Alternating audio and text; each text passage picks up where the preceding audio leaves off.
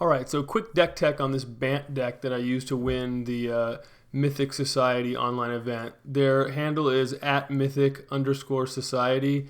I'm not sponsored or anything, but I thought they ran a good event. Show them a little love because I thought, like I said, they've kind of figured something out that's important to us in this time where everyone's isolating. We want to get our magic fix in. So anyways, that Mythic Society event was 6 rounds. I went 6-0. Let's take a look at the deck. Your Bant mid-range deck, the core of the deck is so strong. It's a Teferi deck, and then the Growth Spirals, the Nissas, the Elspeth Conquers Deaths. We tinkered with, Paul Weitzel and I tinkered with a whole bunch of different configurations, but I kind of like the maxed out core. Uro, it's a lot harder to win when you don't draw one, and drawing 2 is by no means a disaster. It's not optimal, but it's not a disaster. And when you're playing 3 Wraths, your turn 3 just being gain 3 life, put a land into play, draw a card, it's pretty powerful. So maxing out there. Elspeth Conquers Death, it's Cruel Ultimatum for 5 mana. So playing 4 copies of that gives you some edge against other slower decks, and just it's hard for that card to go dead. Tamiyo has been an overperformer, so 2 Tamiyo show up here. It's just been making sure you always have your Uros on, but also you may have to find that second Wrath with the regrowth ability. You may have to locate that Hydroid Krasis, that Dream Trawler. You may have not drawn, when you haven't drawn a Teferi or Nissa, plussing to find one of those is really strong. Oh, I haven't seen any Teferis this game. Plus that, grab a Teferi. Oh, wow. Now the opponent's got something else to worry about in addition to the Tamiyo that's already on board. Just been an overperformer, so we went there. The cheap stuff that you can play, I've seen people go to Opt. I've seen people go to the Omen of the Sea in that 2-drop slot. I think Aether Gust is really going to carry its weight right now. There's so many decks. If you're not playing red, you're not playing green. I guess you're, a white-blue deck. Pretty uncommon that you run into that these days. I played against mono-blue in the tournament, but whatever. It's not the end of the world should you draw one. And then the one Mystical Dispute. Just a lot of blue decks out there. It's still kind of a cancel if they're not blue. Not the end of the world. It's less dead than Aether Gust when it is dead. But when it's good, it can be quite good in Teferi Mirror or Protect Teferi. Sideboard, pretty important. First before we get to sideboard, 29 land in the deck. Paul Weitzel innovation is usually just add a land, start there. And this deck is so mana hungry. 29 land kind of sounds insane. These scry lands can even help you not miss land, but you cannot miss your 4th land drop. And you can't really miss your 5th land drop. And you're accelerating them into play. You'd much rather flood with this deck. Some of your spells are so powerful. Tamiyo can just, okay, I flooded, but I'll just plus it, find my Nissa. Okay, now Nissa, I'm off to the races. So 29 land makes a lot of sense. The Dream Trawler is weird to put a Dream Trawler in one main, one sideboard, but I found it to be, it's slow and kind of clunky in some matchups, but in some matchups it's quite important.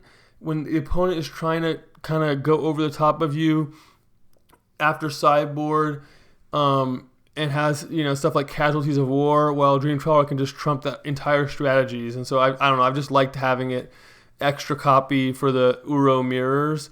And then, you could put a Narset in that spot, but I think people kind of are trying to figure out, or at least I was scared that they were, they have enough Brazen Borrower, Questing Beast type of stuff. You don't really want to be sticking Narset out there. It kind of walks into how they're planning to combat you, or certainly if they're going small with Robber of the Rich, with the Goblin Rabble Master or whatever the new one is. When they go to those approaches, I find Narset can kind of be exactly where you don't want to be, but Dream Trawler is just has been pretty good for me. Even in the Mystical Dispute mirror where you feel like, oh, am I really going to want to tap out and get Mystical Disputed? I don't know. I've just found that it doesn't play out that way, and so I've liked it. And then we're not cheating at all on our cheap interaction. We're boarding up to 4 Aether Gust, 4 Devout Decree, I'd play 6 Devout Decree if I could. And then the first Glass Casket also. Return to Nature, another thing you can bring in against mono red. And then Tolsimir, I liked having 2 Tolsimir, but didn't have room, so down to 1. Really, really good card, though. I think you really miss it if you don't have it. When red-black decks are trying to claim the Firstborn to wait for you to commit to the board and then just kill you, punk you out, Tolsimir can just break their back, and now, okay, if they threaten your Uro, okay, whatever. I've already kind of stabilized. All right, Agent of Treachery. I would not go down to less than 1 Agent of Treachery for the mirror and just for the Nissa mirror, and I kind of like 2, but again, there's not enough room for everything. So something's got to give, but I like 1 to 2 Agent of Treachery. All right, here we go. Here's the finals. It's me against sandydog MTG.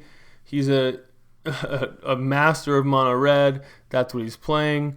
He's got a cool list with some extra rogues and, Robert the Rich. Nothing wild in a mono red deck, but you're not going to play against a better mono red player than sandydog. So here we are. So if you want to beat mono red with Bant, a good start is win the roll and then peel open 4 land, Growth Spiral, Aether Gust, Shatter the Sky. I mean, this is really nice. You're going to lead with white blue when you have forest, because that's going to give you max flexibility on that turn. Like that's kind of, you want your white out there because you have Shatter the Sky, and you've got your blue green now for Aether Gust, Growth Spiral, so you want to lead that white blue there. Uro's a top here. I think it's a pretty easy top. I love Uro in my Shatter the Sky hands because, again, it just gives you something. You're doing something without playing a Teferi's going to get killed, or you're just developing in a way that's perfectly consistent with Shatter the Sky. And also, Growth Spiral Uro can actually give you, you can gust something and shatter if you have to get like an axe off the board, for example. I mean, there's things that can come up. So I think Uro's quite nice in a hand like this. And I'm happy. I'm not going to be gusting very much on turn 2 here because I just want to Growth Spiral, get out there, and let my opponent commit. Runaway Steamkin, perfect. Going to get shattered. Second white drops. So that's it. We don't want to play that Scryland there.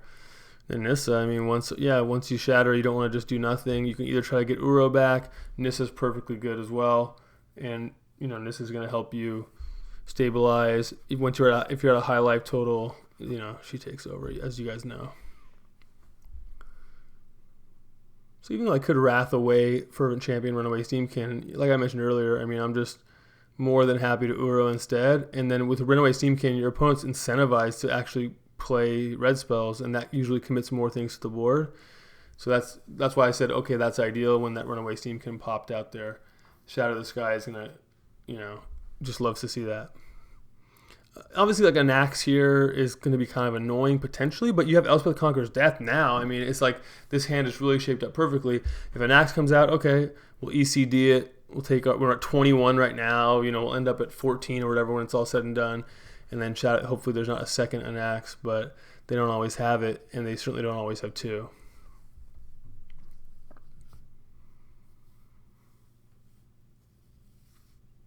Bonecrusher Giant means our opponent will get a card off Shatter the Sky, but with a hand this powerful, we're not really playing a card advantage game. We're playing more of a tempo. If I'm at 18 life and you're not on the board and it's about to be Nissa, Aether Gust, Elspeth Conquers Death, Uro time, then don't really care about you drawing a card. So perfectly happy to see Bonecrusher Giant come down. It's not an axe. That's the important thing. So there's not going to be any satyrs coming down, and it's just a clean wipe. Don't need the 7th land in the spot.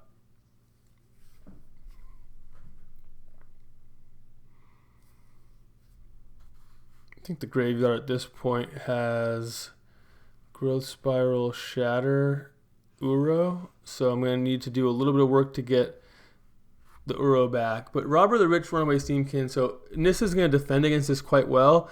And then should something go wrong, meaning, usually that means Embercleave against a deck like this. Of course, the auto tapper has no idea how to put Nissa into play, so do not let the auto tapper get you.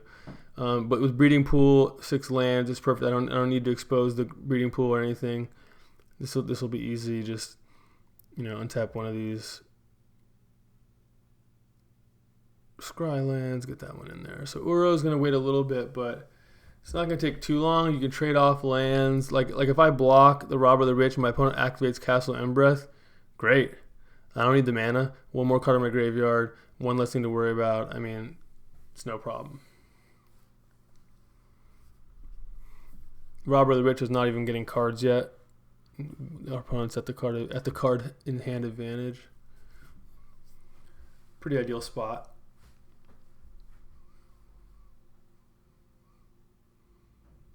I mean, the red, you never want to. The red deck can. I mean, you can get punked out if you all of a sudden you find yourself without an answer to Embercleave, specifically to Torbrand. Bad things can happen. All right, so this is stomp your face, make my Shinken 3/3. I expect like the stage to come, and then here if I gust in response, it's not gonna, the Seamkin mana goes away, and then also it's just the board is just so pure now. I don't care about the card advantage, so I'm not interested in like gusting to light up the stage. Oh well, now my opponent doesn't get the card advantage. I don't care about the card advantage. If I stay ahead on board, there's not going to be enough card. The card advantage is not going to be relevant.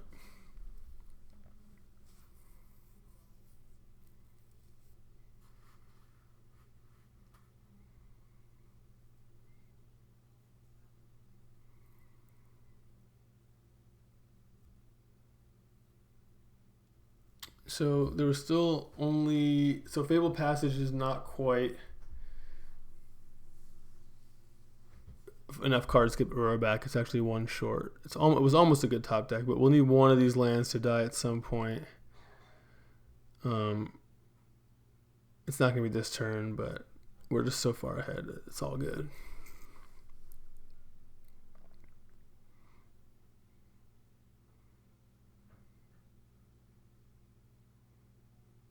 Sometimes you run Elspeth Conqueror's Death out.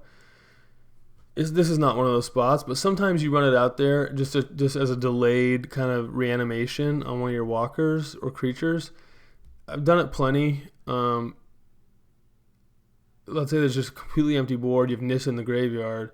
Sometimes you don't want to wait around for your opponent to find something to kill, but shouldn't be your default play. And against the red, they've got enough targets, including the opponent has a Bonecrusher Giant in exile, so wasn't really a factor here. But all right, so now something kind of scary is developing where the opponent has these rogues that can go make it unblockable. I mean, that's potentially 6. So thankfully I've got Elspeth Conqueror's Death, and then opponent has to decide, am I trying to make an attack here? So here with a robber trigger, I'm definitely going to want to trade off at least one of these lands, maybe both. Tamiyo gets triggered. Okay, just make sure I fetch before I forget. Yeah, this is an interesting spot where like I can block 2 or block 1. It's not. I'm just so far ahead, but now I'm guaranteed. Now that my opponent attacked, I'm guaranteed to get Uro back. So I'm in pretty mint condition no matter what I do, and I think I'm gonna exile. I'm gonna Elspeth Conqueror's Death and Uro, and there's just not really anything my opponent's gonna be able to do. So there's no really wrong way to block here other than just take it all. You want one of these lands to die. So I'll here I think a little bit, but ultimately happy to go to 8, back up to 11, and with Torbrand in exile, it ought to be enough.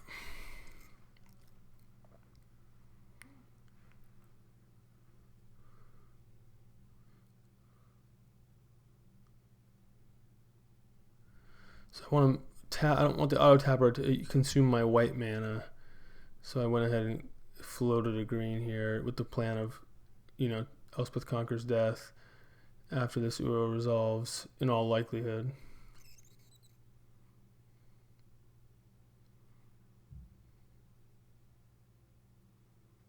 Probably should have played that Scryland before playing the Uro. There's probably a slight inaccuracy there, but I already have my mana's all accounted for the most part. But if I could have found something, second Aether Gust or whatever, I mean, it could have been relevant. Make sure I untap a 4 so I have Mystical Dispute up, and that pretty much locks it up.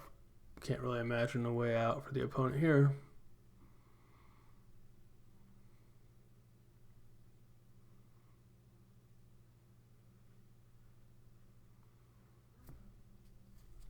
Sandydog's not one to drag it out. If he sees the writings on the wall, if he's down to 0 outs, he'll know it. He's going to pack it in. There it goes. So in the sideboarding against almost any deck with this deck is just not trivial. I mean, you've got cards like Krasis that are kind of good, at least decent everywhere. See the Mystical Dispute, that out is easy. The ins are kind of easy sometimes when you've got these Glass Caskets that are earmarked for this matchup, whatever. Glass Casket, 4 Devout Decree. Bring in the 1 Disenchant. I think it's good enough when they've got an Axe, they've got Ember Cleave, and whatever. It's just not that likely to go dead. I like to trim a little bit on the expensive stuff. Obviously, the goal is to make our deck cheap interaction. I'm even going to go down to 1 Teferi here. On the draw, Teferi is okay, but you're never really up on tempo on the draw, and so like just playing let me gain a couple 3 mana is just actually kind of a steep investment. You actually want to be using your ramp spells. You have all this other 2 mana interaction. You have wraths. I don't know. You just don't need to have Teferi. Teferi, I mean, it's good against Evercleave some of the time. It's just on the draw, even on the play. I mean, it's just not something that's essential. So I think this is a matchup where you can shave Teferi and you're fine to do it. Even though Teferi in general, one of the reasons to play the deck is Teferi. But in this matchup, you bring in all this 2 mana interaction, and you're trying to do stuff that's more impactful than Teferi, I think, on average, when you're investing 3, 4, 5 mana. And Teferi's your whole turn on turn 5, even, right? You can go Teferi and Aether Gust, and it's fine. I'd rather have kind of the Dream Trawler up top, turn the corner, lock my opponent out, don't give my opponent windows to kind of out top deck me mid game, and plus they've got all this Robber the Rich, 1/1 tin treat dodger haste. It's just like your Teferi's not going to ever take over the game. All right, so with 29 land in your deck, you're going to keep a lot of 5-card hands, and you're certainly going to keep your 2-mana interaction Uro hand on the draw. You're happy to keep it. 5 lands, no problem. They scry. I'll find something else. No 1-drop and a mold of 5. Both great developments, obviously, but that's going to mitigate we're slightly flooded here, but we've got the interaction. We've got the Uro, and we won't need a whole lot more to try to take over. Now here, opponents, Sandydogs muster something pretty powerful. All right, Aether Gust, that could be annoying. The opponent can attack, put Uro on top if I ever stick an Uro in there. I have to shock to play the Uro, so I've drawn a lot of scry lands. Elspeth Conquers Death, pretty good insurance. Another scry land, not great. All right, so here, when you're about to get robbered, you just want to leave on top with your scry. This is important. You just want to leave on top something that doesn't do anything for them. So if you see a land, great, perfect. But if you see Devout Decree, that's as good as a land. So you want to leave that on top. That way, it goes. This is not a card they can use. You don't want them hitting stuff like Nissa, stuff, whatever. There's a bunch of things that could potentially be useful that they could hit. I like how Brandon just pumps the extra mana with no cards in hand into the Tin Street Dodger to avoid a bunch of priorities. It's just kind of like he knows he's not going to bluff me with no cards in hand, 1 mana open, so he just pumps that Dodger. I draw an untapped land. I've got a ton of land, but thankfully I've got kind of the board covered almost. There's a couple creatures picking away, but I'm at 15, so I consider this kind of the board's covered in the sense that I'm not like in an immediate I need to draw something right now. I can survive this for a little bit.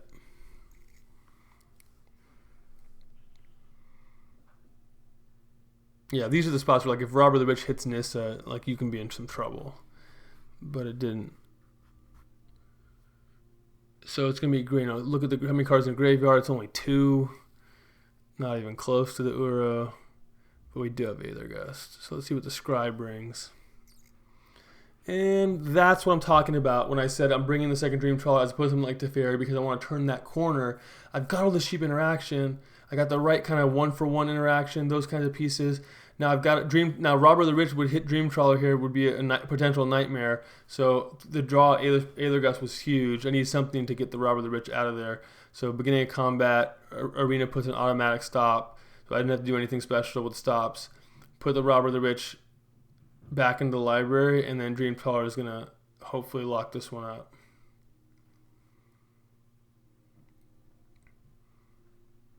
Opponent got Aether Gust off of Robber, and I'm just going to win the game without ever putting, a green permanent into play that sticks. This Uro just coming back for a free card, no problem. 3 life too, why not? Brandon has 2 of the Tibalt Planeswalker that shuts off life gain. That can make life somewhat miserable. Thankfully, he mulligan didn't find it, but when you lose, every matchup in Standard is hard. No, these decks don't roll over, and certainly Mono Red doesn't roll over. But he just mulled a 5 and didn't have it. But if they do show up with stuff like that Tibalt, life can get difficult. All that life, I gained 6 life from Uros this game. Dream Trawler is gonna get me out of whatever the opponent's got going on. Pretty soon, the life gain is going to make the opponent's draw steps not even that relevant. But Brandon's not quitting yet. Another thing to notice, there's something when you have Dream Trawler and Uro, you sometimes when the opponent has no cards in hand, you do sometimes want to end step discard cards to get the Uro graveyard count up. Just get your graveyard count up, get Uro back, and if you get your Uro back pre-combat, you get an extra damage, extra life on the Dream Trawler. So it's something that I definitely consider here. On the other hand, you may want to, if you're drawing something like Uro, you may want to just cast that Uro and see what happens before you do it. You can always do that post combat. So yeah, I look at my graveyard, end step. I'm definitely thinking about discarding both these lands to then pre-combat get the Uro from the graveyard. But because I have Uro on top, I think I decided not to do it. I just it's okay. This other Uro will be a card in my graveyard. I don't need to go nuts. But it's something definitely worth thinking about. You can get extra life that way, and extra life could be the difference against mono red. Alright, Shatter the Sky. I'm going to hope to not have to cast that.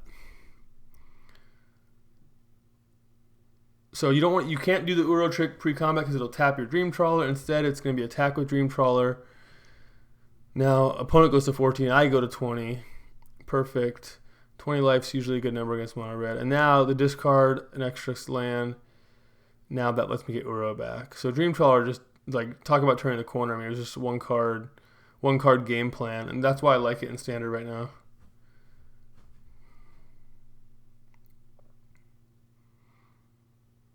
Even if you have to wrath away your own Dream Trawler, it might. I mean, it's going to get you a card when you attack, a card when you wrath. I mean, it's not even. You're not exactly crying about that. So that's going to be the end of this one with Dream Trawler with Uro. The opponent's going to have to find Torbrand, some other stuff. So there it is. 6-0 victory. Thanks for watching. Hope you enjoyed that quick recap.